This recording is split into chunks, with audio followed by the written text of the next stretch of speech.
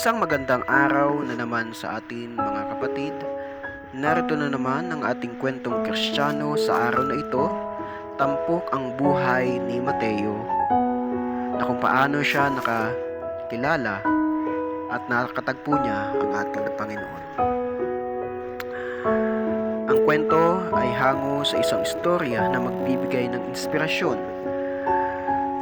at kahalagahan ng pagiging tunay na tagasunod ng ating Panginoon. Si Mateo ay isang binatang kilala sa kanilang lugar dahil sa kanyang kasipagan at kagalingan sa trabaho.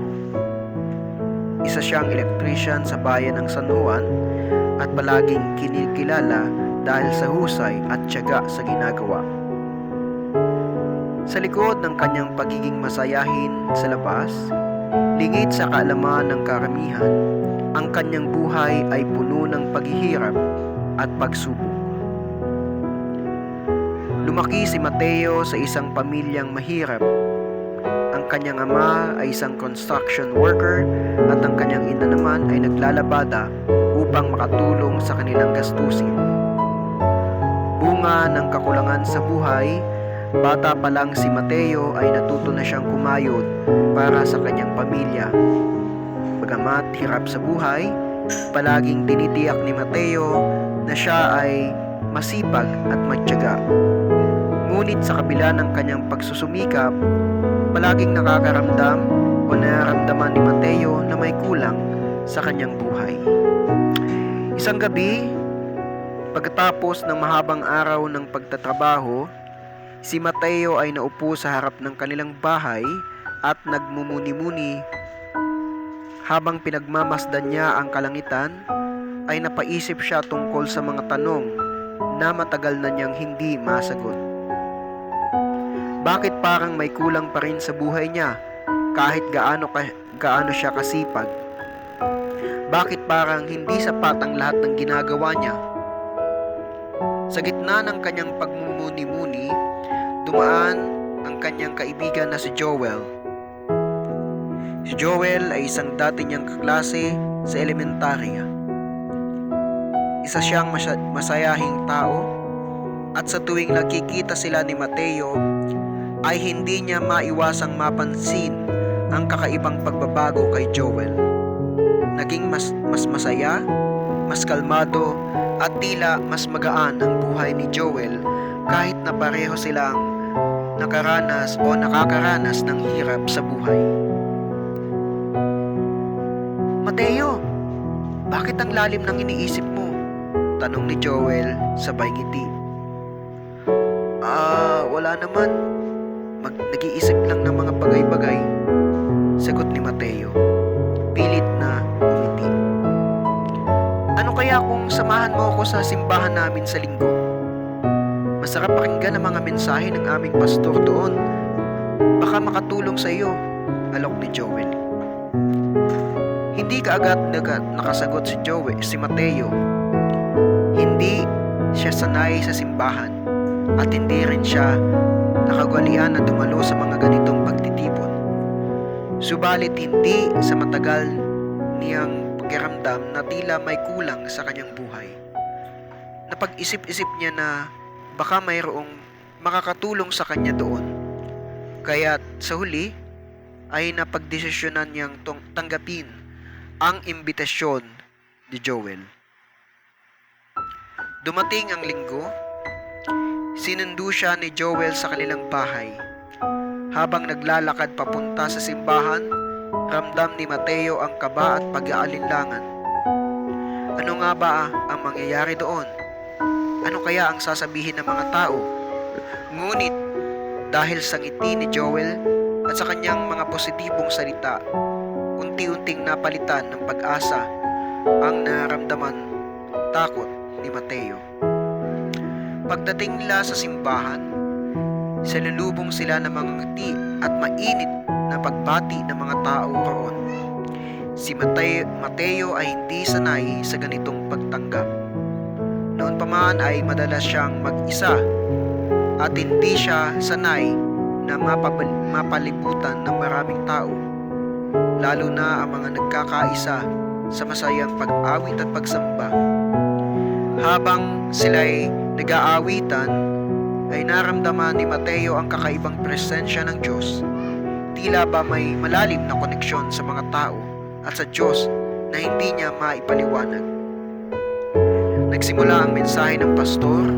Ang paksa ng sermon ay tungkol sa pagmamahal ng Diyos, na ang bawat isa sa atin ay nilikha ayon sa kanyang wangis at tayo ay mahal niya kahit na tayo ay nagkakasala.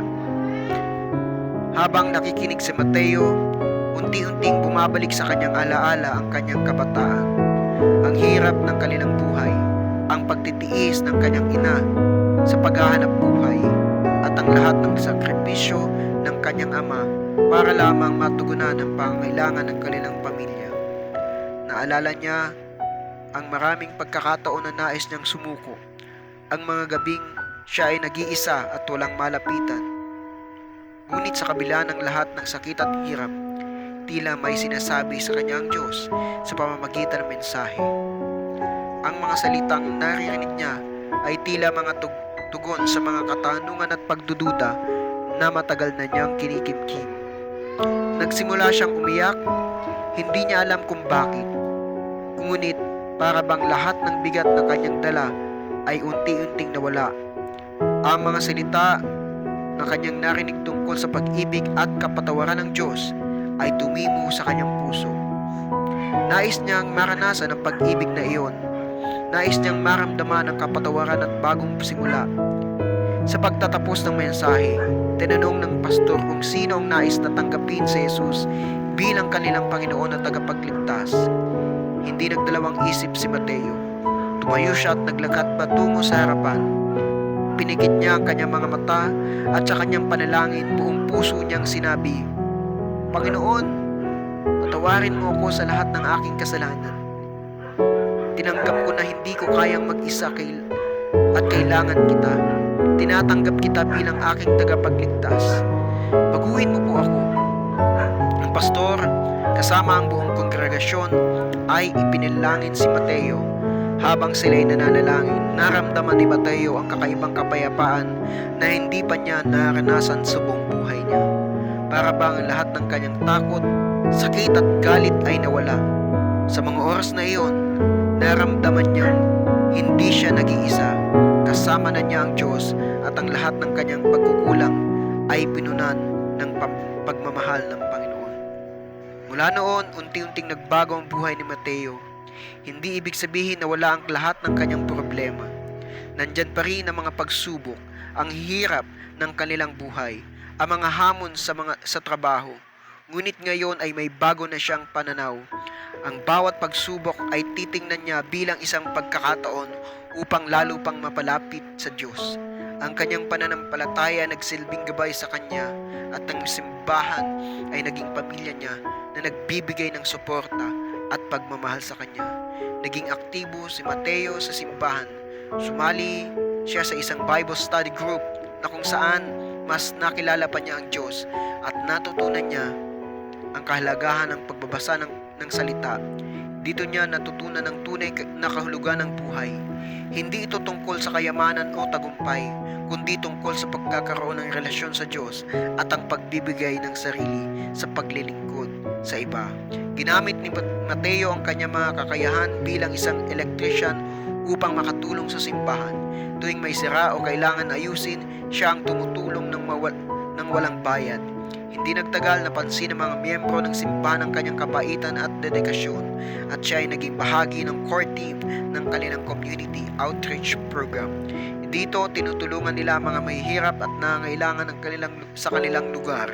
Nagbabahagi ng mga pagkain at higit sa lahat, nagbabahagi ng salita ng Diyos. Isang araw, habang sila ay nasa isang outreach program, may nakilala si Mateo na isang batang lalaki na nagngangalang Tomas. Si Tomas ay isang batang tulad din niya noong kabataan niya, naghihirap, tila walang direksyon at tila nawawalan ng pag-asa. Nakita ni Mateo ang sarili niya kay Tomas, kaya't kinukup niya ito bilang isang espesyal na misyon. Kinausap niya ang bata at ibinahagi ang kanyang sariling kwento, ang kanyang mga pinagdadaanan, ang sakit at hirap na kanyang naramdaman at ang kagandahang loob ng Diyos na nagbigay sa kanya ng bagong simula.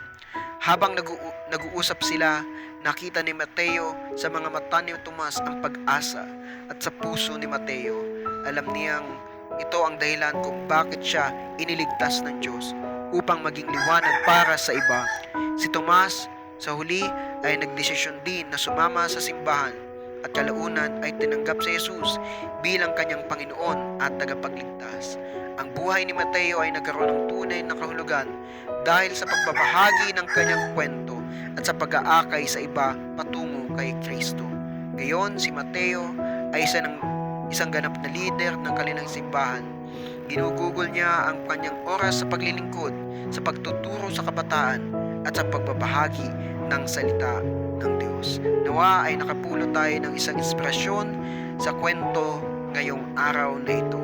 Nawa ang bawat paghihirap, ang bawat sakripisyo, ang bawat nangyayari sa buhay natin ngayon ay hindi isang dahilan upang tayo sumuko, kundi upang tayo magpatuloy sa buhay. At bilang mga mananampalataya ng ating Diyos, tinuturuan tayo ng kwento ng ngayong araw na ito na patuloy tayong magsumiksik, yakapin ang biyaya ng Diyos sa bawat hamon ng buhay natin. Salamat sa buhay ng bawat isa. Salamat sa ating Diyos. To God be all the glory.